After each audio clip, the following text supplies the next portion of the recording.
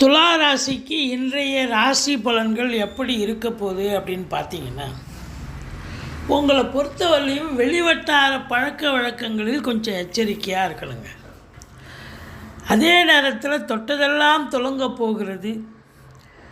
வண்டி வாகனங்கள் ஆதாயத்தை தரும். கல்வி நிறுவனங்கள், கல்விக்கூடங்கள், கல்வியாளர்கள், கல்வி பயிலும் மாணவ செல்வங்கள் அனைவர்களுக்கும் சிறப்பான ஒரு நாள். திருமணம் கைகூடி வரக்கூடிய அமைப்பிற்கு பேச்சுவார்த்தை நடத்துவாங்க. செலவினங்கள் ஏற்பட்டாலும் ஆன்மீகத்தில் அதிக நாட்டம் இருக்கும். செலவினங்கள் ஏற்படும். 10ஆம் இடத்து அதிபதி ராசிக்கு அமர்கிறார்.